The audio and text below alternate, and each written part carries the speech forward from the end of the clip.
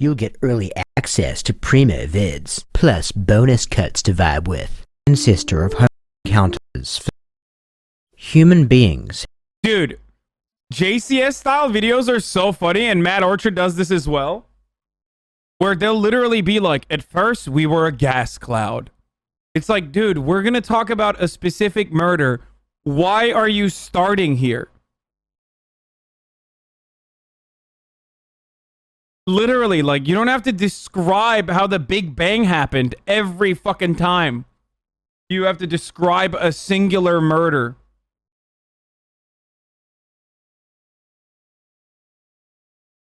Have been ingesting hallucinogenic substances for such a long time that it's not even possible to identify one society or point in history as the origin of the practice. Israeli psychologist Benny Shannon has argued that Moses' encounter with the burning bush, as told in the Book of Exodus, was a hallucination brought on after consuming some kind of plant containing dimethyltryptamine. Ethnobotanist and psychedelic advocate Terence McKenna hypothesized what's known as the stoned ape theory that posits the use of what are now commonly known as magic mushrooms by Homo erectus, an ancestor of Homo sapiens, contributed to a significant advancement in human evolution, as the addition of low doses of the fungus's psychoactive compound psilocybin enhanced their visual capacities, which in turn improved their ability to hunt. McKenna's theory goes even further, speculating that psilocybin's psychedelic effects may even be to thank for mankind's first forays into art, language, and spirituality.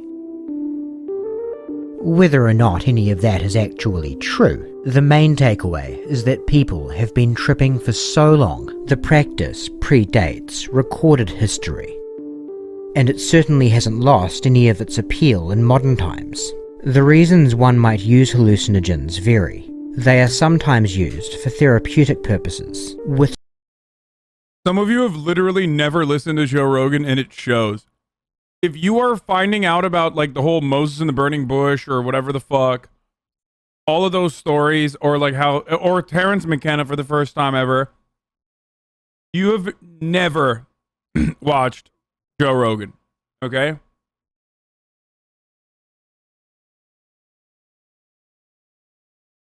some evidence to support that supervised administration of certain psychedelics can be effective in treating conditions such as alcohol addiction, post-traumatic stress, depression, anxiety, and even fear of death in the terminally ill. Outside of clinical settings, many recreational users have reported life-changing experiences and epiphanies often characterized by a dissolution of ego. And beyond all this, of course, drugs can just be a lot of fun. Fantastic bright colours, long stretches of uncontrollable giggling, and just generally wigging out are all features of a psychedelic trip that many people find attractive, regardless of whether or not they have any sort of existential crisis in need of facing. But as with so many alluring things in life, for as much of a good time as psychedelics may offer, there will always be the risk of something waiting for you in the wings that is a lot more than what you bargained for. The prospect of a bad trip. A bad trip can be characterized by a variety of negative experiences, from heightened anxiety and a complete inability to control your train of thought, all the way up to vivid hallucinations of unspeakable horrors. While the experience of going through a particularly bad trip is truly harrowing, according to just about anyone who has been unfortunate enough to experience one, thankfully, the experience is almost always limited to 3 to 10 long hours. Almost always. There are outlier cases where a person has worked themselves up into such a level of delirium that they are not able to control themselves enough to rationalize their experience to any degree, or be talked down by anyone around them, and have subsequently inflicted real physical harm on themselves and or people around them as a result of their condition. A young man from Ontario, Canada, named Thomas Chan is one of those people.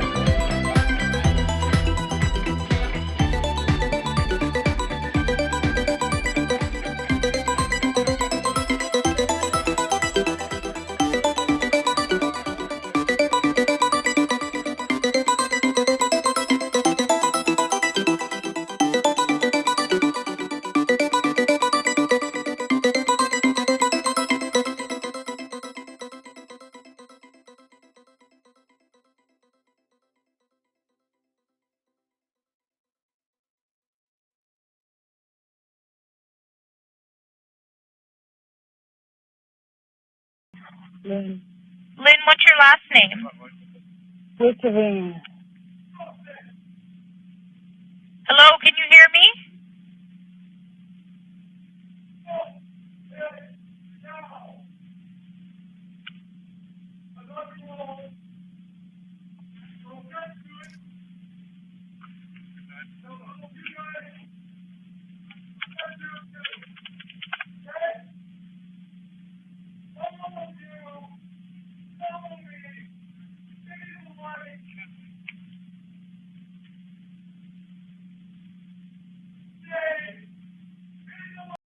This was fucking insanely fucked up.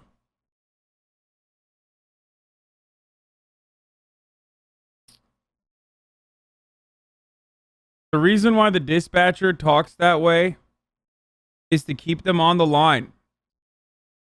Okay? That's the reason why the dispatcher talks that way. Keep them on the line for the duration. The problem is you're fucking dying and that's the last thing you hear, dude.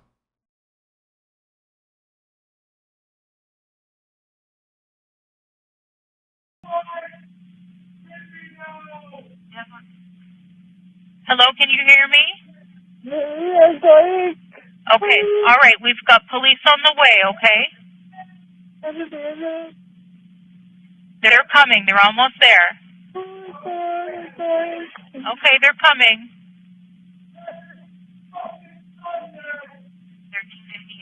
1358-10-4.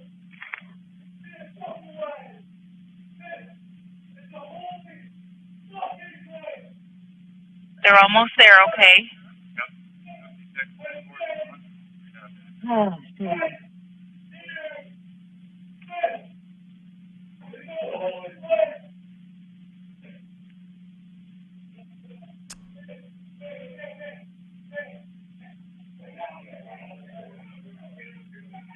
Oh, God.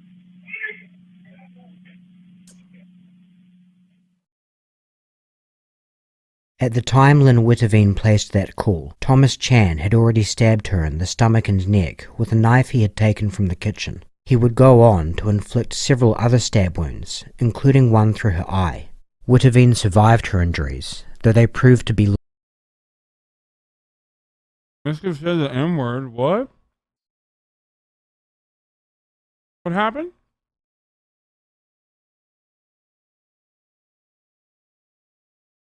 Whoa, I can't believe... I don't know which one is more insane. The fact that she got stabbed a gazillion times and survived, or... I immediately thought we should rush in here and say, Miskiff said whatever.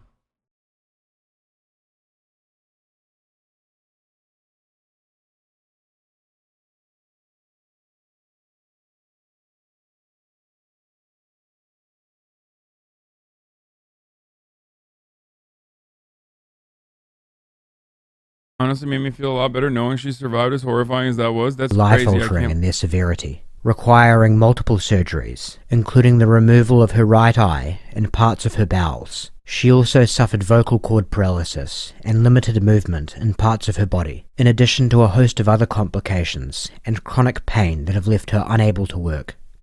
The injury... Miskiff did not say that. Dude, Miskiff's audience is... Some of you guys hate him, dude. I swear to God. Why are you like this? He does some shit and then you go to other communities and like lie about what he does. This is so fucked up, dude. Chill out, guys.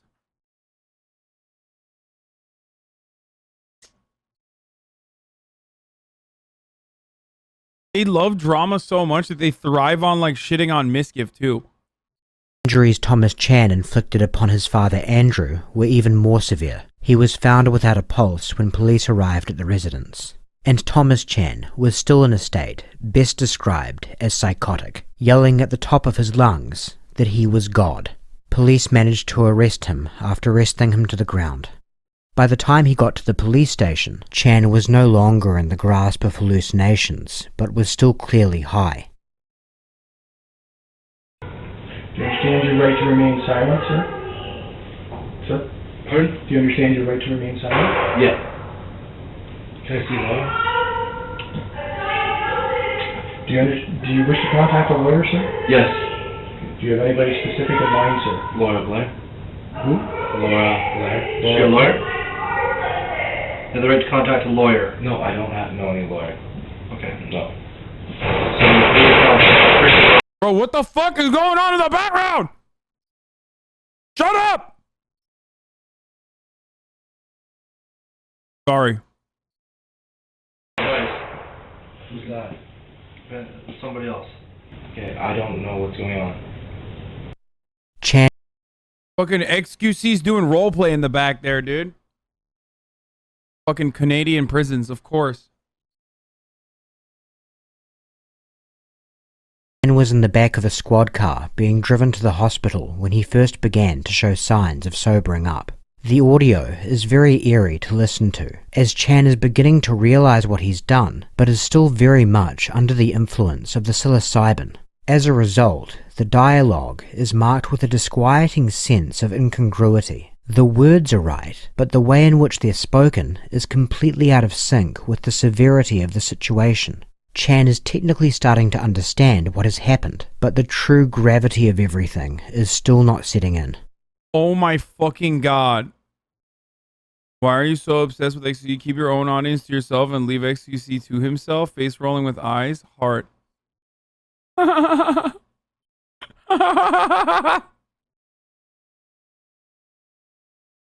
Is this a... Chat, what do we think? Wait, hold on, before we look. Is this a real simp? Or is he memeing? What do we think, chat? Real simp? Like real juicer simp or just memeing? Wow, we're getting a half and half here.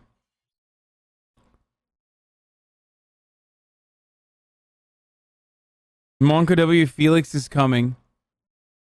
Fuck, I don't know. Is it real? Oh shit, I can't tell. Okay, it's up to him.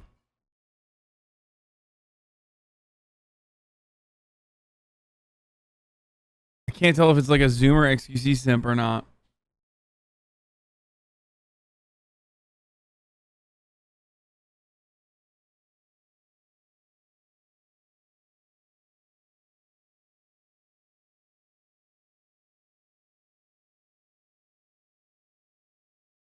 Monka W XQC, I hope you're safe. Monka W XQC, I hope you're safe.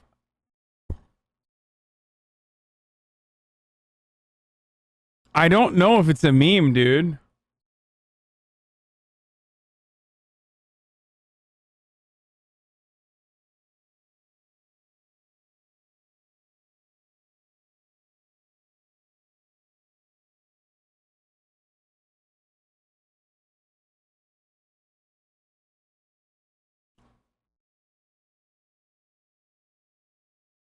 I think he's a fan of both and he knew he'd get a reaction out of you.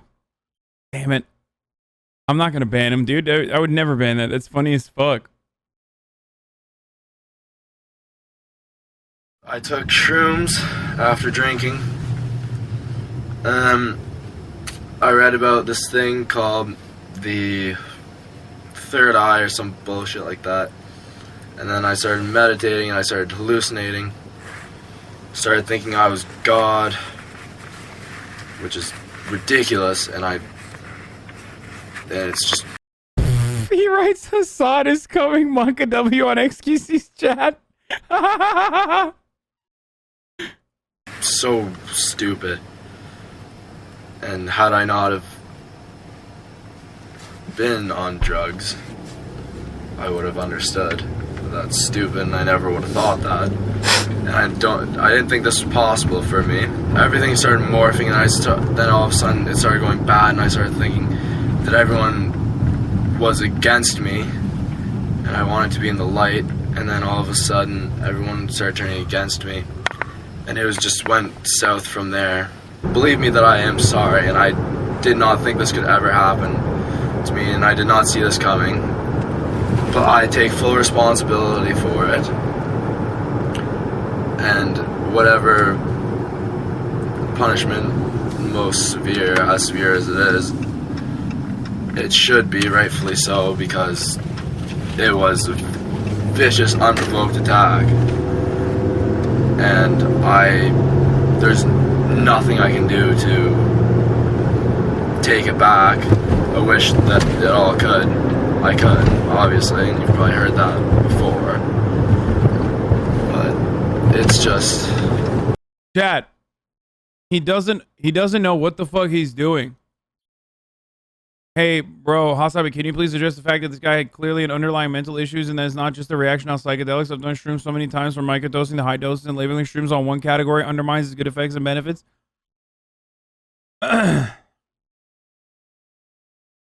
He's still high.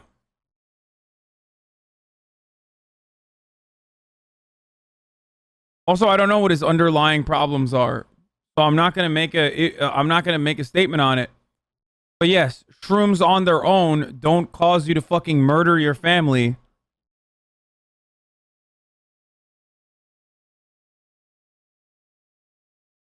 That's not how that works. So yeah, I don't know. Yeah. All the stuff that I was saying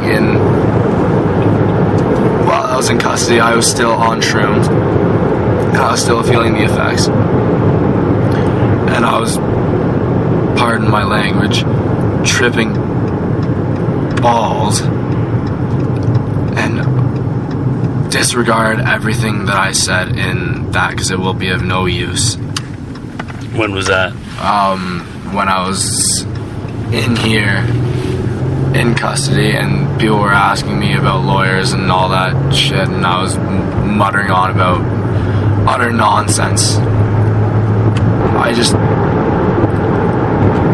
don't know if I want to see family ever again. Just let them know I don't know. I have no idea. There's nothing I can do to... Wow. Oh my god, that was...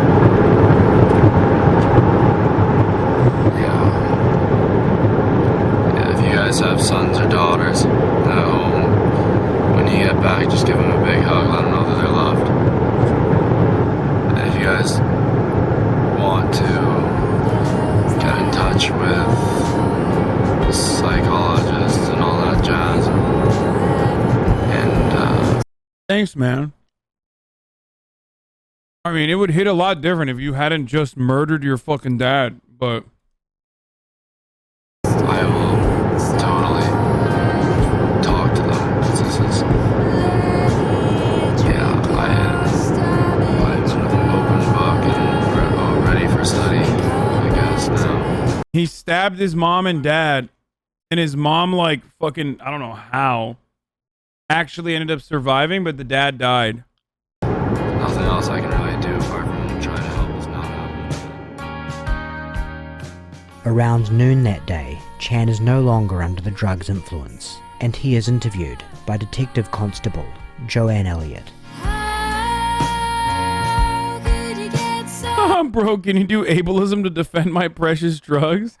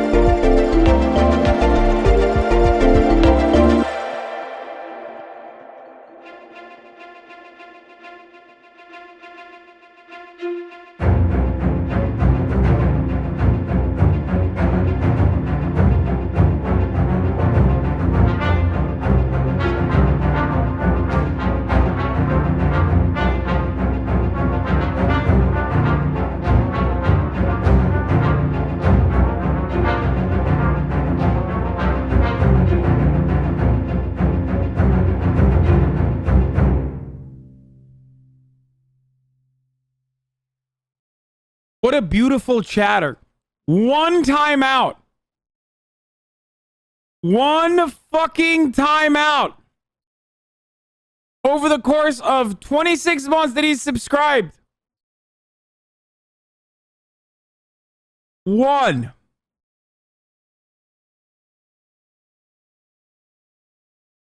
Can you fucking imagine, dude?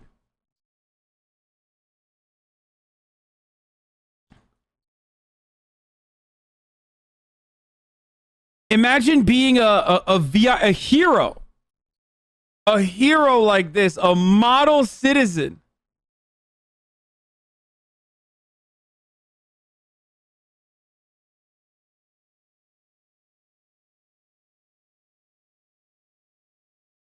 I'm glad to tell you that I have exactly 0 timeouts. I fucking doubt it, dude.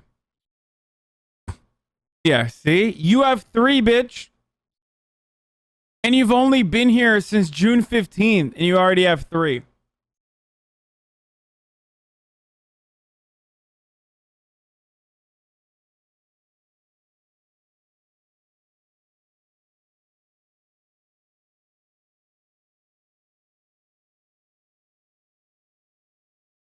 Guy's not even saying anything. He's like, I don't like being the center of attention. I didn't get the job, chat, Sag.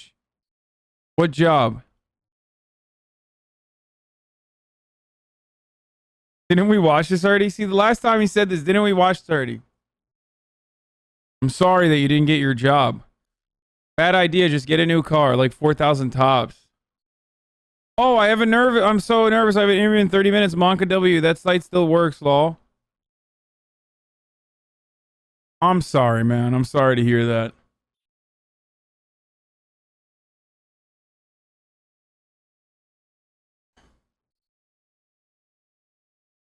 My man, you're a legend. I appreciate you. You'll get him next time, okay?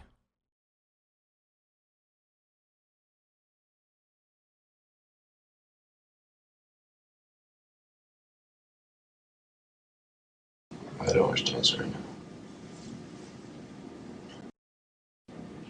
So is it safe for me to say that what happened last night is not you?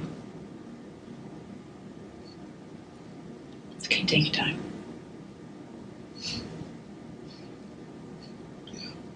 Unlike whether or not he goes to school, anything relating to the crime, even the assurance that it wasn't him, in the sense that it was driven completely by a psychotic break brought on by a high dose of psilocybin, does have some chance of being incriminating. Yet Thomas Chan does decide to engage with this question. This is very illustrative of the power of one's self-concept. Chan is by all accounts intelligent, but just about anyone in his situation would respond to that question in the same manner. If you found yourself awaking from a bad dream where you did horrible things, only to find that that dream really happened, and the consequences of what you did are permanent, and you're asked if those actions were really you, it would be incredibly difficult to resist the urge to assert that they were not, regardless of any advice you might have been given in advance.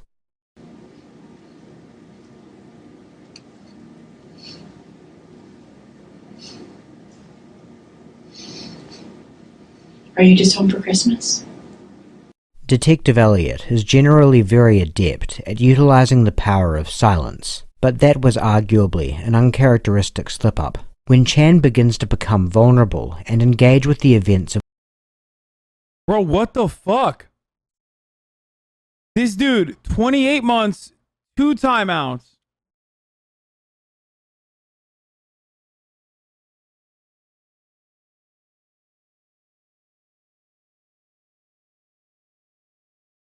Dude, what is happening, dude? Wait, this is another one. Lunaria. Oops, I clicked on their username instead of... Let's see.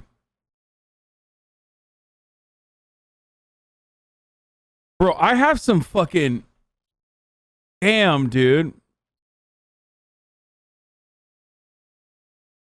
2 timeouts, 28 months! Oh my god, dude. Dude, I have some of the... Yo, listen. You guys are the reason why I do this, okay? Not the average Tom, Dick, and Harry that comes in here thinking that they got fucking funny shit to say when all they're saying is unfunny. Okay? I respect you. I love you. You're the best.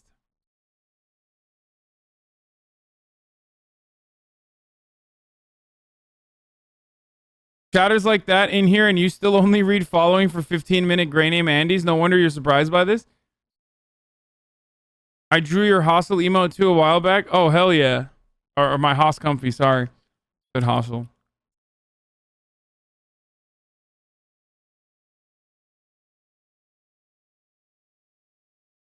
Look how many bands TJ what has?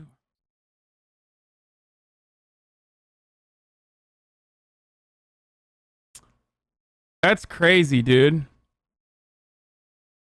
Shit posters just try to make you laugh. No, I know. I love the shit posters too. I actually have 0 bans, 0 timeouts. Wait, why have you been banned 99 times? Running into auto mod with unfanity, profanity, Ninja Pasta because Ninja was on screen. Whispers. The loser wanted 99 bans. Because Aiden was having fun, bruv. Oi! This loser wanted 99 fucking bans, bruv! It's true you tend to ignore wholesome messages. Okay, well, just know that I love you all, okay? The wholesome chatters. That's why... Listen. That's why I fucking swim through the annoying shit chatters. Even when I'm feeling down sometimes and don't want to stream, okay? Alright. Let's get back to the video now. That's crazy. It blows my mind. Got legends in here. Of last night, Elliot probably would have been better advised to either continue to give him space or gently pursue more questions pertinent to the crimes. Her decision to revert back to a broad interview question somewhat takes Chan out of the state where he's beginning to disclose, and he becomes closed off again for a time. It's Christmas, I'm assuming you're in your first year, is that right? Yeah, so you've just, like, is your first semester done? I don't wish this right now. RTBA, that's not new developments. That's an old development. Who did you spend Christmas with? I wish this right now.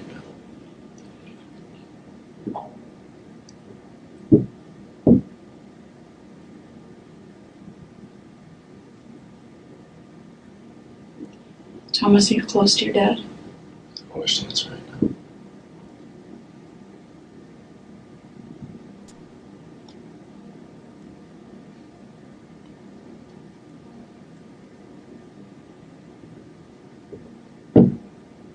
Holy shit. Dude, I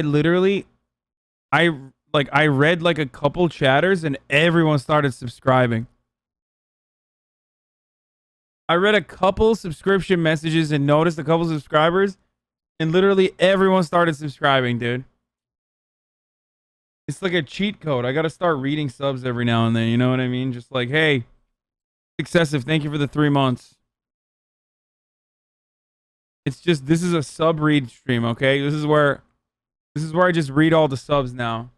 Space Ace, thank you for the 12 months. Look at this. Y'all are crazy.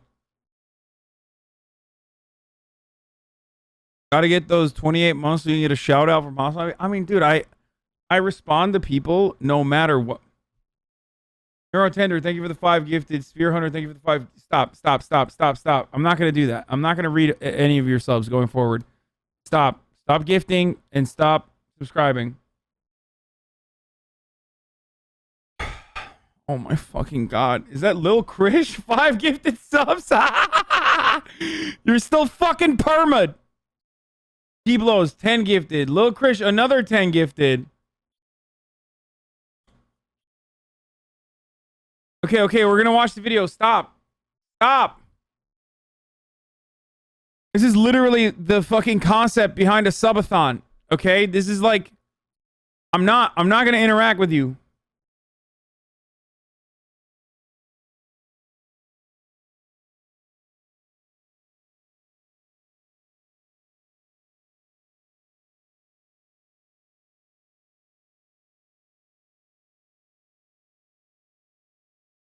Thank you, Tasty T, for the 50 gifted subs.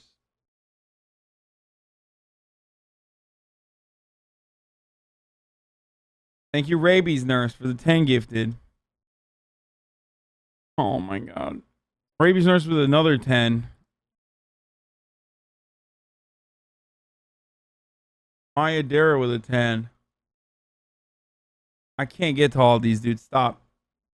Okay, we're going into the video. Use silence. Little Krish with another 10. Little Krish, I'm not gonna unban you. Stop pumping gift subs.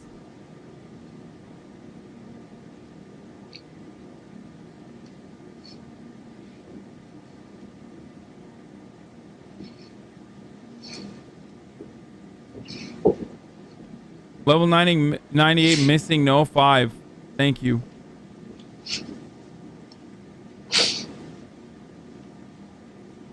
I don't think he's using silence. I think he's fucking crying. I don't know why he's saying uses silence.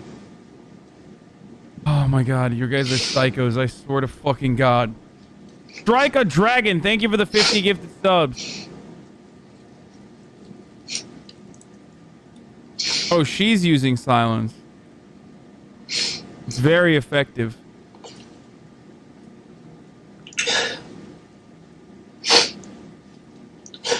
I love him.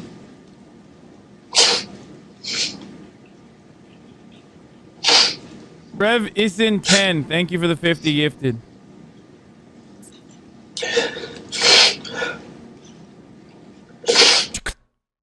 What she's doing here is utilizing the silence technique. It's very effective when my wife does it. And it's very effective here now.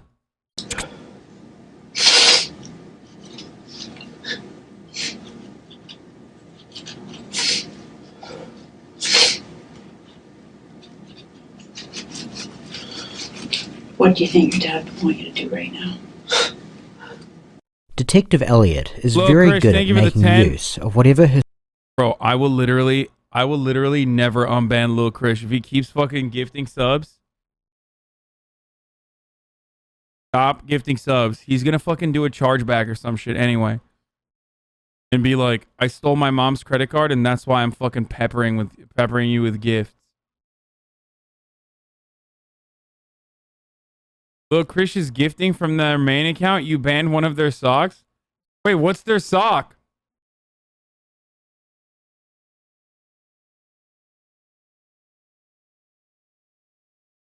Lil Krish is literally 17. Like 100%.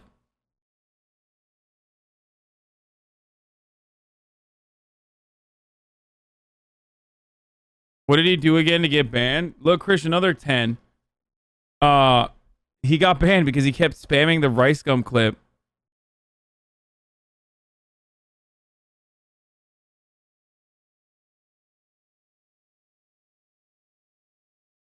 And I gave him a 1-minute timeout. And I said, don't do it again. I'm not going to watch it. And then literally the moment his 1-minute timeout ran out, he immediately subbed. He immediately fucking sent the same clip. Like immediately and went, you know I had to do it to him. Day 1 of Aiden being banned. I'm watching Hasan and I'm about to throw it. What the fuck is going on here, bro? Hashtag free Aiden. Please free Aiden ASAP. Hasan, you bozo. Please tell Twitch to free him. I can't stand you. his subject will give her. When Chan expresses his love for his father and begins to lose all of his composure, now clearly agonizing over what he's done, she makes sure to keep the conversation on the topic of his father with her next question, as this is the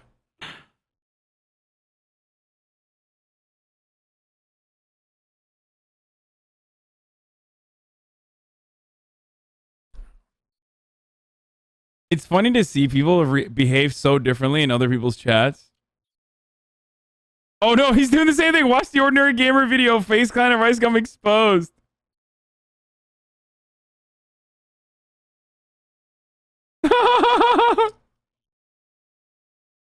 Why are you like this, Pepe Pains?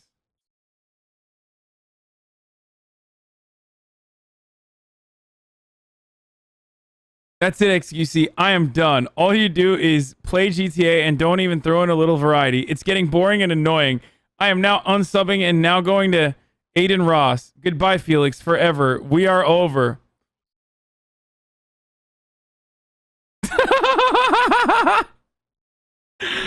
Oh, dude, he's such a little shitter, dude. Oh, using the R word in Felix's chat. Not good. Not good, dude. Canceled. Yeah. Add Pepe Pains. Everyone has chance of parole. Yeah, no, I'll probably unban him eventually. Just keep going. Tagged, which seems to be most effective in eliciting as much information as possible. At this time, however, that will prove to be too much for Chan to deal with. Thank you, R. Nexty, for the 25 months. I wish to answer.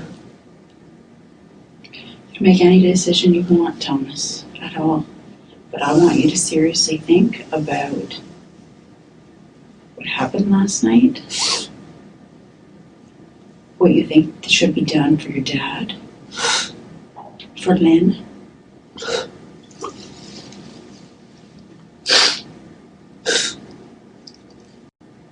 I'd like for you to tell me what you were doing yesterday. What were you doing with your friends? And start from there and just tell me how this happened. I was just having a regular night with my friends, and then we made a stupid decision to do something. What the fuck? There's a toilet there? What is happening, dude? Sorry,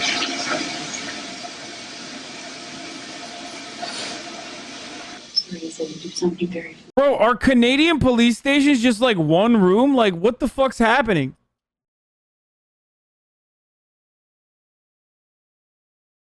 They got like people locked up in the other corner while they're interrogating this dude in the other corner. Like, what the fuck?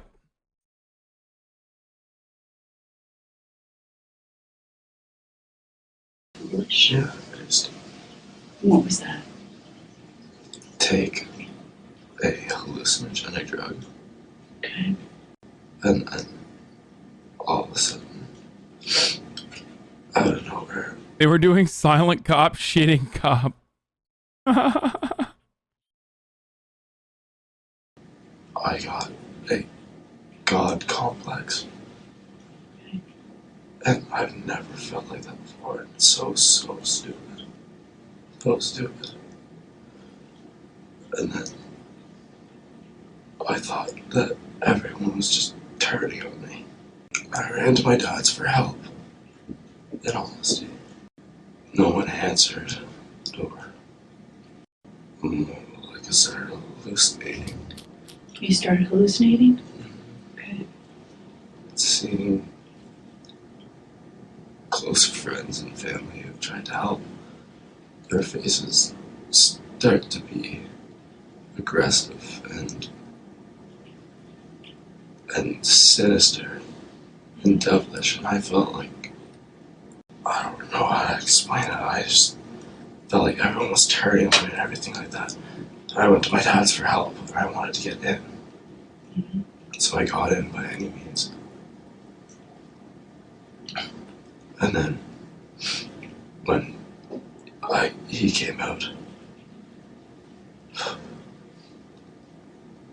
Is it wrong to feel bad for him? No, it's not wrong to feel bad for him. This is sad as fuck, dude. He like, I mean, I don't know his background at all, but it's obvious that he had like a psychotic episode. Either a psychotic episode probably triggered by mushrooms, maybe like double dosing. Like it's clear, like you don't just fucking eat shrooms and then just start stabbing motherfuckers. You know what I mean? Like,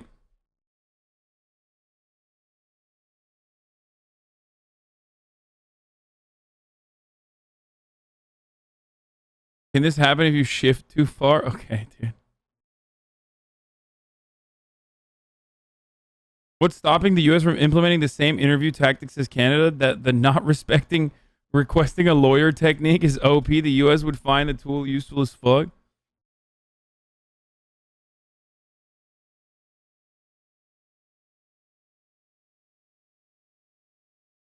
I just hallucinated. What the fuck?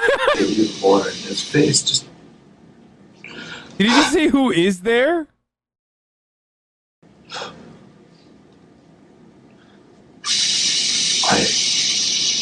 I just hallucinated even more in his face. Just.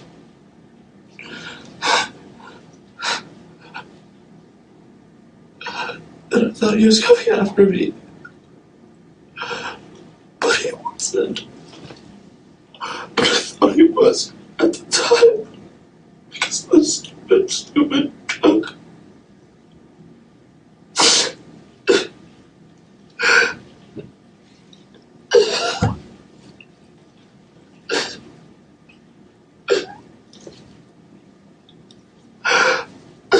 I love him.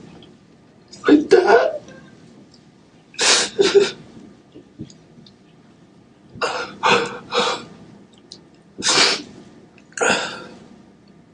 So when you went into the house, when did you first see your dad? I don't know. It was. I came in, lights were on, and I just remember his face. People just doing the mushrooms as an excuse. They have most likely always wanted to fuck someone up, and now they're tripping, find it a good time to do so. What? Dude, you're crazy. Dude, are you insane? No, dude. He had like a bunch of fucking CTE from rugby, like concussion from rugby. Not CTE, concussions from rugby. He could have very easily triggered. He's 19 years old, dude. That's crazy.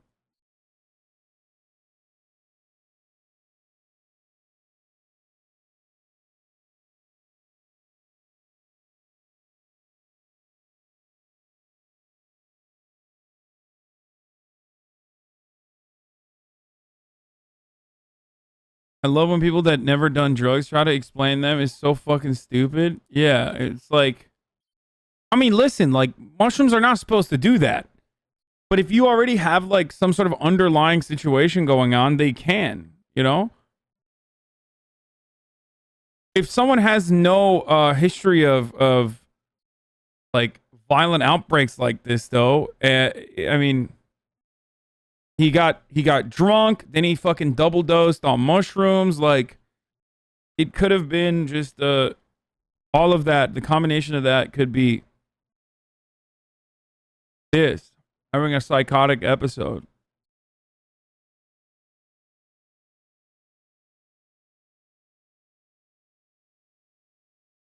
It can induce this.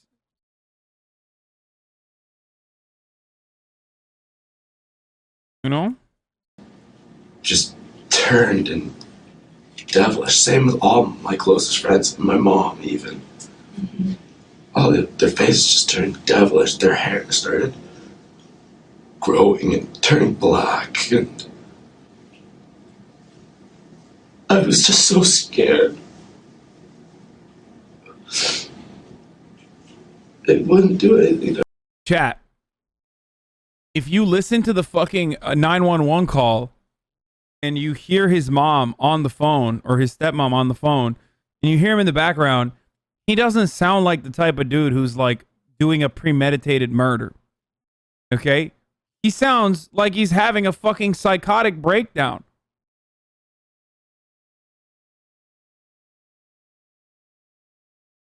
Like, it's very obvious that he was like losing his fucking mind. He was saying like the craziest shit.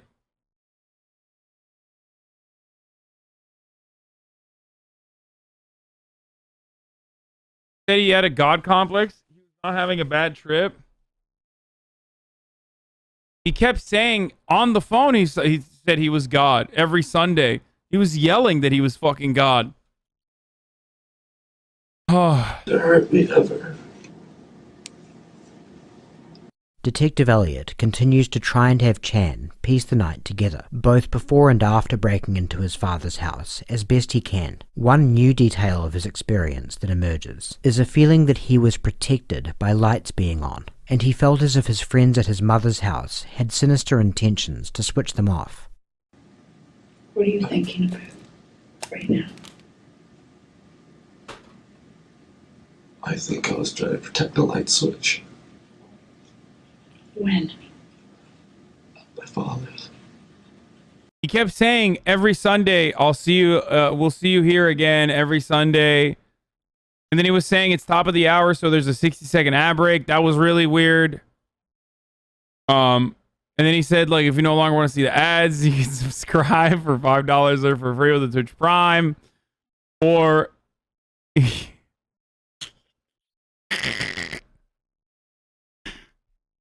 he literally said it. It's not me. He said, I don't think he said that. Pretty sure he did, dude. Go to prison. He said you can use an ad block or a VPN as well, but Twitch Prime is also free, and then he ran the ad. That's what he did. Okay, can you tell me more about that? I was afraid that he was going to get the lights, I think. You crossed the line. This needs to stop. Oh, man, that was... I just felt this. I felt like I was acting like God, and I'm by no means religious at all. Right. But I felt like I was doing God's will or a spiritual thing, and he was the devil. So stupid. I don't know what really happened. I just remember being afraid of the dark, feeling that the devil was very real, and I was like, this whole God, and like I was trying to do something, and just, I don't know, and I don't want to say anything, because I'm not in the right state of mind right now. It's just, I don't know. Do you know where Lynn was when you got there? If she was sleeping? I don't know if Lynn lives there, does she? She's there most nights, yes. I love Lynn too. Did you mean to hurt Lynn? No. I don't know. I don't know if I meant to hurt any of them. I don't know. I don't wish to answer because I don't know. I was hallucinating. I don't know. Yeah. And that's what I mean. I mean, like, in your mind, like, do you want to hurt Lynn? No. Are you remorseful that you hurt Lynn? Yes. Yes. Do you love her? So yes. If you hadn't done drugs last night, would this have happened? Yes. No. I'm a good person. Mm-hmm. Can you tell me, like, where things happened? I was hoping you could tell me where things happened. I just know that things were in the kitchen, and then from being in the kitchen, all I see is faces. That's it. Whose faces in the kitchen? My dad, and then after I see my dad's face, I see Lynn's face, but I don't know. I want to say it was in the kitchen. I don't know. All I see is her face. Unable to glean from Chan precisely where and how things unfolded, Detective Elliot has him describe the general layout of his father's house. So is his bedroom at the back of the house? Yeah. Okay. Was Lynn in the bedroom? I don't understand why he went from, like, I won't tell you what school I went to or what my mother's maiden name is, to, like, let me describe the layout of my father's house and how I thought I was God when I murdered my father. Like, she literally just sat there in silence for 30 seconds total, and just the dude was like, fuck it, I'm literally saying everything. I did not realize the silence technique was that powerful. What do you remember about that? Just absolutely frame shattered, dude. I can't take it back. I wish I could. I wish my dad was still alive.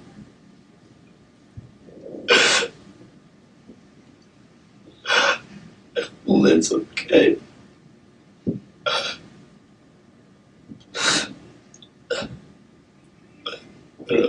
I don't wish for my family to ever forget me. I don't deserve it. You don't deserve for them to forgive you? Bro, I killed Dad. I thought my mom was the devil at first. Right. And my sister was the devil. My family was the devil. And then I thought, I remember seeing Soren's face. Right. But I don't know what happened. I think did we get in an altercation? It's my understanding, yes. Yeah. He's okay. Okay. He's okay. All right. I could have hurt him too. Yeah. It could have been anyone. It could have been anyone. I saw it. At least the rest of your family can take some solace in the fact that you didn't. Dude, I literally believe him. I do. I believe that it's like 100% like a drug-induced psychotic attack. Straight up. Like, I don't think that this is like a dude who wanted to do a murder. There's always someone who said, I don't. Okay, well, I do. Okay. Plan on doing this? No, never. I would never. I literally went there for comfort reasons. And I killed him. And I probably seriously hurt Lynn. Yeah, she is seriously hurt.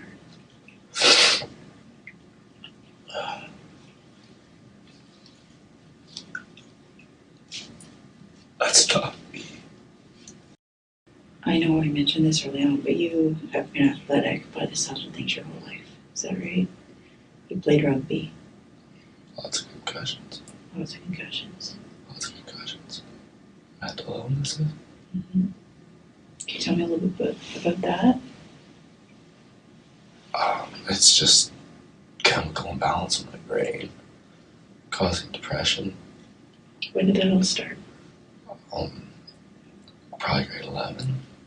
Grade 11 was when I had my last concussion that sent me over the edge, and I had a chemical imbalance, and I went through some serious depression, had suicidal thoughts and all that. Saw a counselor for a while. Counselor helped, but it didn't at the same time. Because counselors, if you're a smart enough person, you start saying stuff that you know they want you to hear. They want to hear. And you don't really know if you're okay after that, or if you're just putting on a face. So I don't really know if I was okay after that. But then this year I started feeling anxiety and depression at school.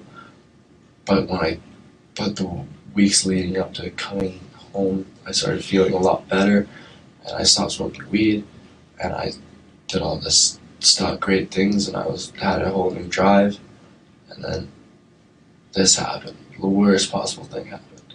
The concept of set and setting is very well established in the culture of psychedelic drug use. What does rehabilitation look like this guy? Look for this guy? Dude, I don't even know if he goes to jail. Like, I think he just straight up goes to...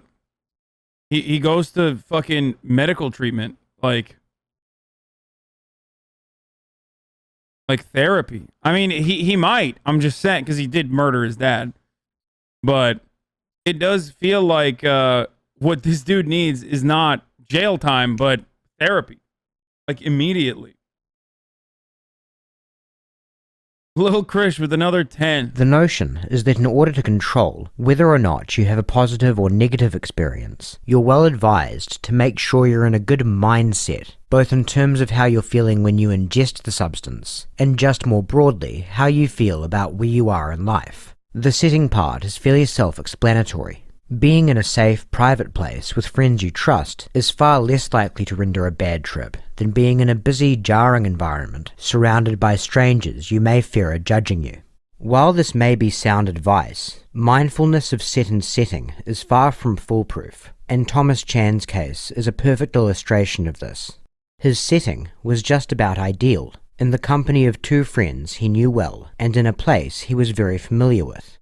And he thought at the time that he had the mindset part under control too, which highlights the big flaw of set and setting as a safety precaution. People just aren't always the perfect judge of where they're at sometimes. Chan thought he was in a good place not long after a period of grappling with depression, anxiety, and an unhealthy relationship with cannabis. It may well be that whatever the root causes of those mental health issues were still laying in wait in the recesses of his mind, however, ready to be triggered by a particularly high dose of psilocybin. Or it could be that the makeup of Thomas Chan's brain chemistry made him inherently more susceptible to a psychotic break.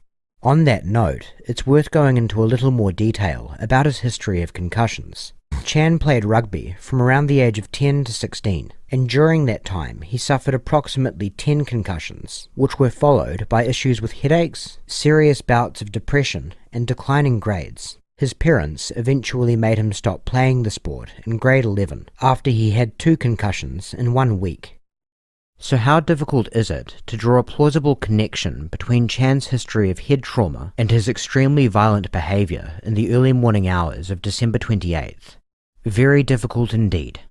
While it is well established that multiple concussions can lead to issues with changes in personality and aggression, Chan's case is such an extreme outlier that it's hard to find similar examples to draw comparisons with. At the same time though, a direct link between extreme violence and the use of psychedelics is also— Bro, can't they give him some shrooms and test what happens to him? Don't you feel like that would be a gross violation of human rights, dude? If someone is having psychotic urges triggered by like a biblical amount of mushrooms that they consumed, don't you feel like it's kind of fucked up to just like put them through that again, dude? Kind of like literally torture. Like what are you, the CIA, dude? Just test them, dude. Just dose them again like it's fucking MK Ultra. So lacking. So it's worth exploring alternative explanations, even if we have to be very speculative when doing— Which, by the way, that did happen. Like, what that chatter is saying did happen. MK Ultra. So, here are 2 examples in recent memory that seem to offer some support for the notion that monstrous acts may sometimes have their roots in sports injuries. On June 25th of 2007, Fayetteville, Georgia police conducted a welfare check on the house of WWE wrestler Chris Benoit after he failed to show up for a wrestling event. In the house, the police found the deceased bodies of Benoit's wife Nancy and 7-year-old son Daniel. Both were determined to have been asphyxiated. Chris Benoit was found in his weight room, also deceased, having hung himself using a lat pull-down machine. The double murder-suicide sent shockwaves through the wrestling world, and naturally, efforts were made to find some kind of explanation for the horrific crime. A potential one that arose in the months that followed was that Benoit may have suffered from chronic traumatic encephalopathy, a neurodegenerative disease linked to repeated blows to the head. No, motherfucker, not roid rage, dude. CTE. A post-mortem examination of his brain found that it was, quote, so severely damaged it resembled the brain of an 85-year-old Alzheimer's patient. Because of CTE's known links to dementia and behavioral issues, some researchers, as well as Benoit's father, have speculated that it may have been the main catalyst for the crimes. Steroid and alcohol abuse have also been offered as potential causal factors. NFL player Aaron Hernandez was convicted on April 15, 2015 for the murder of his friend and linebacker for the Boston Bandits, Odin Lloyd. An ironclad motive for the murder was never found, but circumstantial evidence around Lloyd's shooting makes for a rather compelling case that Hernandez was responsible. He hung himself in his jail cell on April 19, 2017. Wait, didn't Aaron Hernandez kill a bunch of people, though? Am I misremembering? Like, his wasn't just like... I don't think his was just CTE.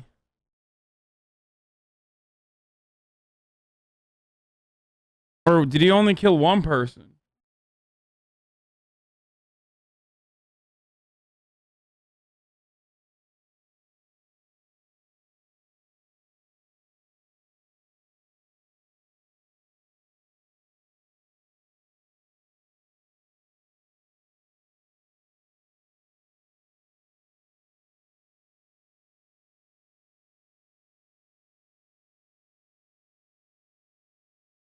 I don't think he's proven he killed 2 other people, but he may have just been there.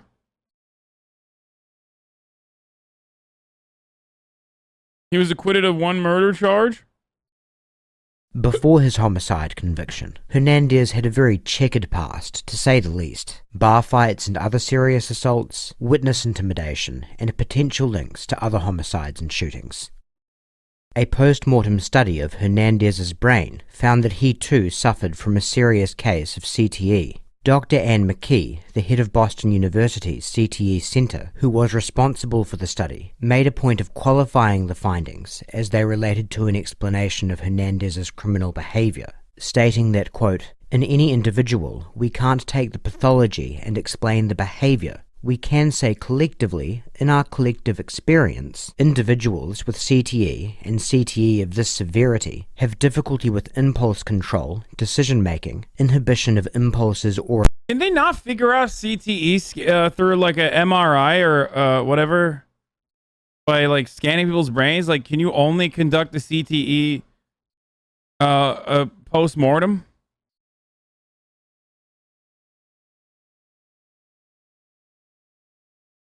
What the fuck?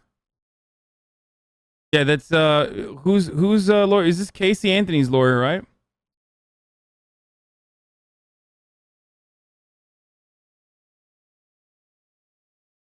No, it's kind of different. It's post-mortem, ruining dudes' brains for mass entertainment.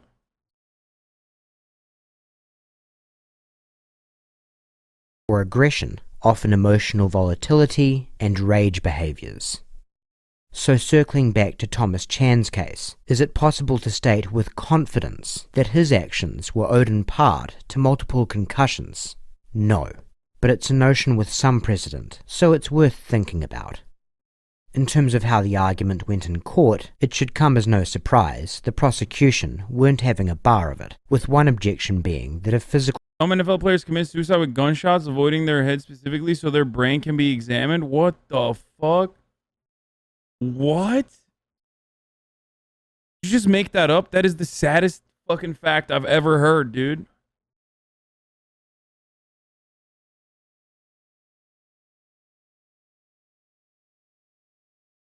Junior Cell?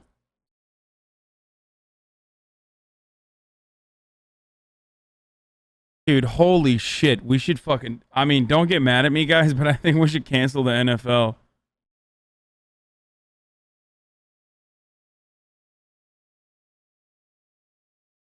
God damn, dude. That is wild, bro. Holy shit. I never want my children to fucking play football. God damn. brain injuries were a leading driver, as opposed to just the psilocybin, then it's difficult to account for the fact that all of Chan's violent impulses and delirium subsided once the mushrooms wore off. And this raises another interesting question. Even if Chan's actions were all owed to the psilocybin, wouldn't that dramatically reduce his degree of culpability anyway? If the drugs he took caused him to go completely out of his mind during the time he committed the crimes, then can you argue that in some sense it wasn't really him that committed them? This is a concept known in the legal world as automatism. It's a naturally rather rare defense that argues not that a perpetrator did not commit certain illegal acts, but that they did so completely involuntarily. A classic example would be sleepwalking. There have been real-life cases, for instance, where someone has committed a violent act and has subsequently been fully acquitted on the merits of an automatism defense because their counsel was able to make a convincing case that they were in the throes of night terrors. Not only is What the fuck is this, bro? According to a 2017 study on brains of deceased gridiron football players, 99% of the tested brains of NFL players, 88% of Canadian Football League players, 64% of semi-professional players, and 91% of college football players, and 21% of high school players had various stages of CTE.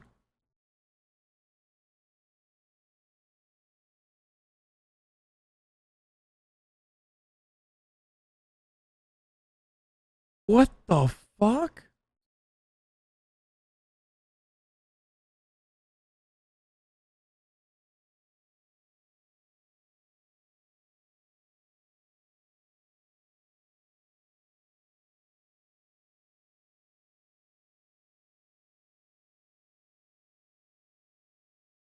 The NFL fought against this study being researched? Oh, imagine my surprise, dude. the idea of automatism interesting in an... Dude, if I lived in America, I 100% would have played football. Like, if I grew up in America with my size, I 1000% would have played football. Dodged a fucking bullet there, literally and figuratively. Holy shit. That is crazy, dude. In and of itself, it has a particularly rich and divisive history in Canada, a history that came to have a direct effect on Thomas Chan's prospects of acquittal. The controversial issue has its roots in the case of a man named Henri Daviol. In 1989, the 73-year-old Daviol, by his own account, drank 7 to 8 beers at a local bar and then bought a 40-ounce bottle of brandy for a friend, a 65-year-old semi-paralyzed woman who was bound to a wheelchair.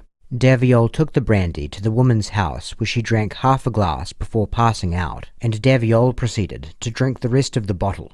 Sometime later that evening, when the woman awoke to go to the bathroom, Daviol lifted her out of her wheelchair, took her to her bedroom, and raped her.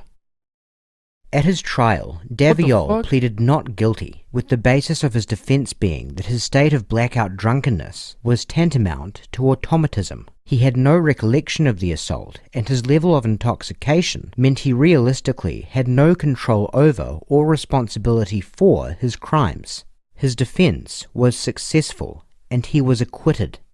What? The state was not about to let that go without a fight, and not... Are you fucking kidding me? Okay, that doesn't... What? That does not...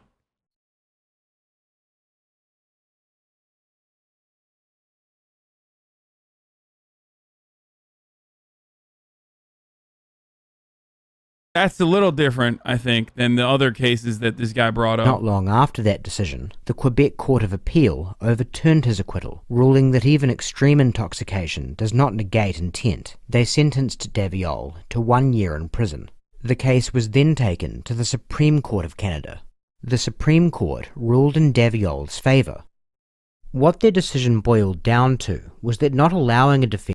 Bro, I feel like the court system is so fucked up for rapists, dude.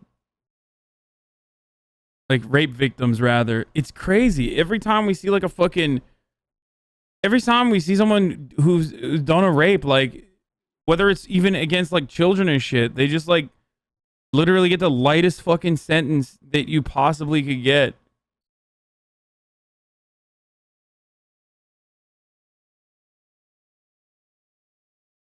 Offense of extreme intoxication.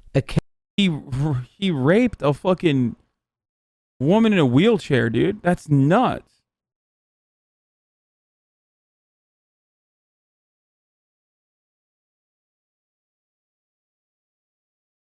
Akin to automatism, would in essence deny Daviol his right to a fair trial under Canada's Charter of Rights and Freedoms, and so they ordered a new trial in which the automatism defense would still be allowed. The result of that trial was that Daviol was acquitted yet again.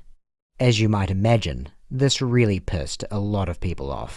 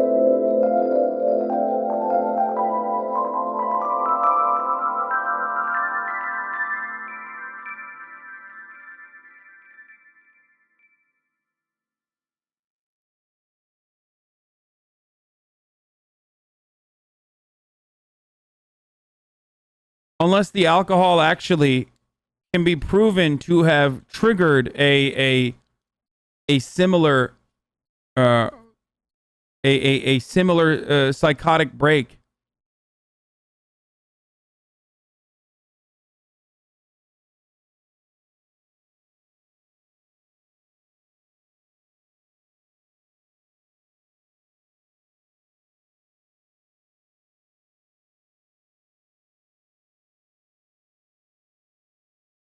People are saying the same thing about alcohol, have never been drunk, or have never taken mushrooms. Like, I don't know why they are comparing a depressant to a psychotropic drug, like a hallucinogenic drug. Like, I don't know how you can compare the two.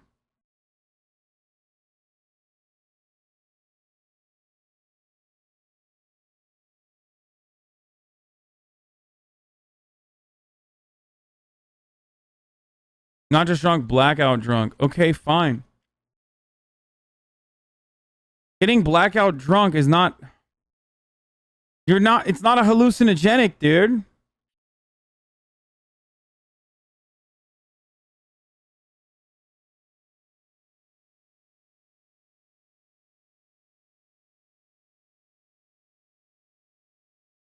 With the literal blood of his family on his hands. And then there's the Canadian justice system. It's easy to get angry at the courts over appalling decisions like the one in the Daviol case, but when you see the precedents which can be set in making the opposite call, all of a sudden it gets a lot more difficult to pass judgment. No, getting hammered should not be a defense for rape, but then again, if we are going to agree on that, then what exactly is it that separates 8 beers and a bottle of brandy from a handful too much of magic mushrooms? In theory, probably not much if anything. But in practice, are we really going to say that Henri Daviol is the same as Thomas Chan?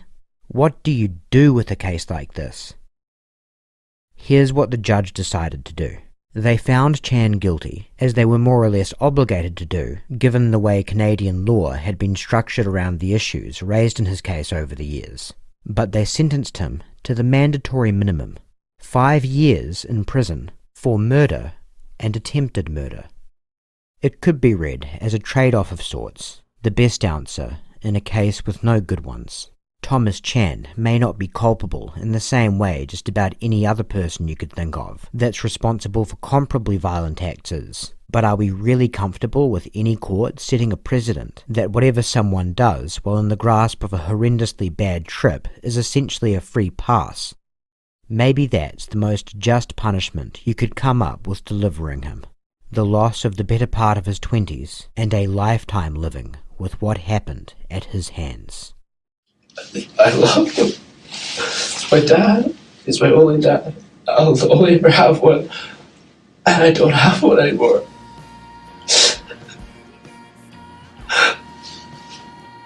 I don't have a dad anymore. It's because of me too. That's so hard. That's so hard. What is this music, bro? Come on. He won his appeal for a new trial too, going to Supreme Court, but he already served his 5 years. In May 2019, the Chan family settled a civil suit with Lynn Widoween Full details of the settlement were not made public, but it was reported to be in the low millions and precluded Thomas Chan from receiving any inheritance from Andrew Chan's estate. 3rd of 2020, the Ontario Court of Appeal granted Thomas Chan a new trial.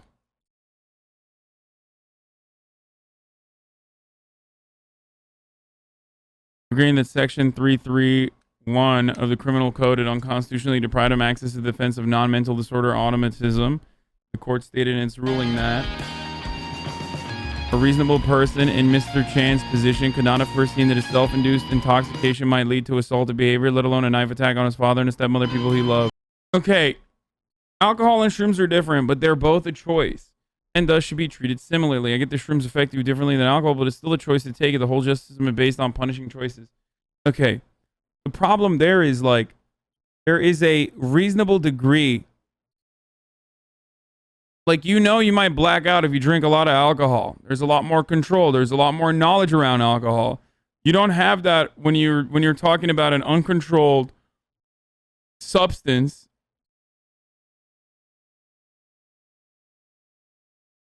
Okay? Especially when the likelihood that it's going to trigger a psychotic episode and have you, like, end up murdering your fucking loved ones that you actually do love is far, far less likely. Like, it's like criminal negligence, I guess. It sounds like he's never tripped before. No, I have.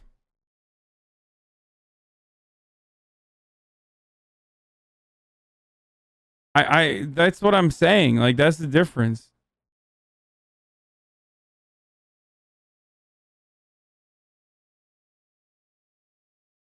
No one is like, oh, I can't wait to take this mushroom, and then, oh, maybe I'll do a murder.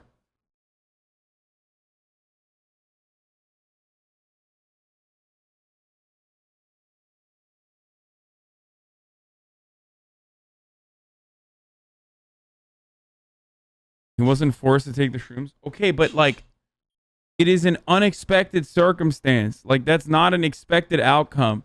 Not even in the realm of possibility. That's what I'm saying.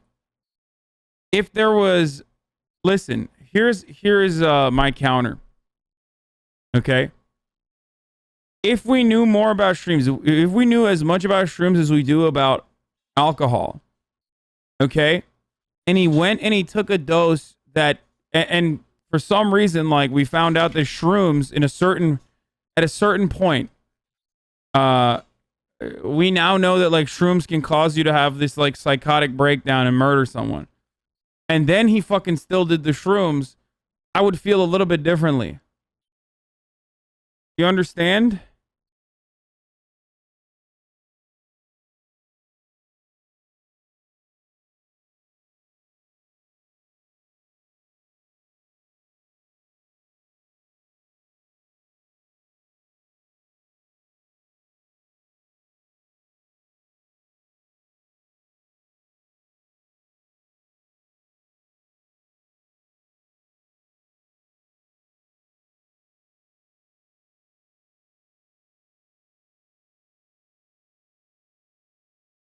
Blurring his words, hella? No, dumbass. I'm fucking tired. I've been streaming for 8 hours and 30 minutes. I've been up since 6, and I already fucking shot a podcast this morning. And I worked out. So maybe I'm just fucking tired. That's why I'm slurring my words. God damn, bro. Yeah, I'm fucking tripping, dude. Yeah. Chatter called it, dude. Chatter fucking called it. Where is it? 3-minute ad break coming in now. Yep. You're fucking right. I'm going to go hang out with my goddamn family, okay? I'm going to hit you with that 3-minute ad break right now. I'm going to go hang out with my family, Chatter. Not his fault. I was planning on ending it after this video. And I love you guys, but I'm fucking really tired, man. This was a good day, though. I enjoyed today. This was a good day worth. Good day's worth of content. And I hope you guys enjoyed it as well. I'm running the 3-minute ad break now. Okay?